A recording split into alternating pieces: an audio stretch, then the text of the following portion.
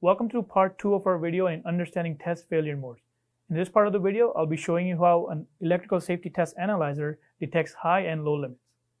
For first part of the video, I'll be showing you how an AC high-pot test is applied and the leakage current is measured for the tester.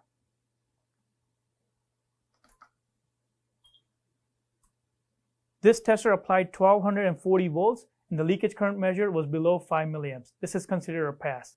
Now I'm going to do a high limit failure. In order for me to do that, I have to connect a load that's going to draw more than 10 milliamps of leakage current. If I run the same test again, the unit fails for a high limit because the leakage current is higher than 5 milliamps. Now let's take a look at a false pass. If I run the same test with the leads disconnected, which makes this an invalid test, the instrument is going to detect a false pass. The leakage current was well below 5 milliamp, almost close to zero, but no test leads were connected. If we run the same test with having the low limit set properly, in this case low limit set to 0.5 milliamps, the tester will now indicate a low limit failure. This means no leakage current was detected during the AC high-pot test. Next, let's take a look at the ground bond test. For the ground bond to pass, the resistance has to be less than 200 milliohms. When we run this test, for a product connected behind me, the resistance is well below 200 milliohms. Let's take a look at a ground bond failure.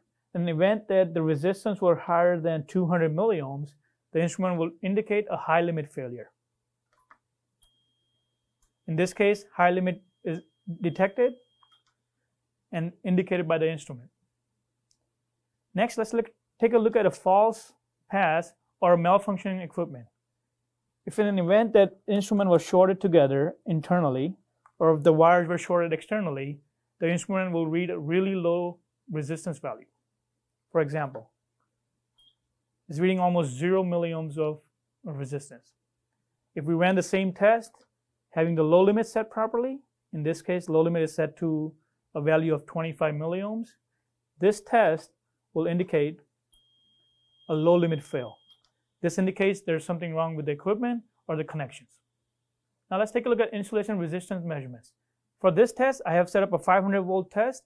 The minimum resistance for the IR should be 2 megohms.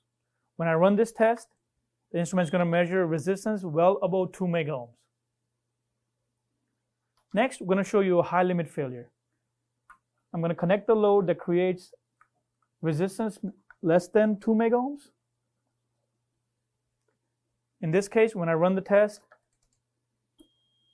the instrument is going to fail for low limit. The resistance value for the IR was below 2 megohms. This is why the instrument failed for low limit. Now let's run the same test with an invalid connection.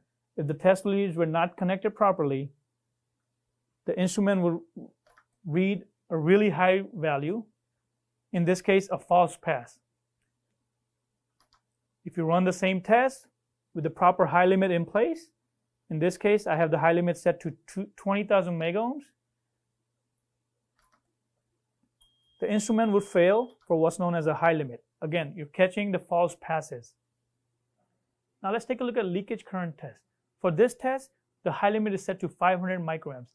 As long as the current stays below this 500 microamp limit, the instrument is going to indicate a pass. When we run this test, the leakage current measurement is well below the 500 microamp limit. Next, I'm going to set in a load that will create more than 500 microamps of leakage current. Running the same test again,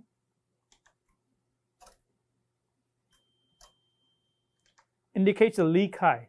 The leakage value was measured much higher than the 500 microamp high limit. If I run the same test with the improper connection, which is removing the test leads or removing the adapter cord,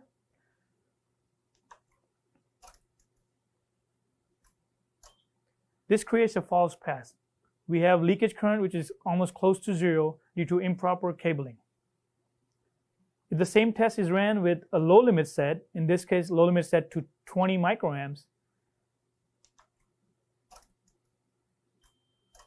the instrument is able to detect a leak low failure, meaning the leakage current did not make it to the proper value.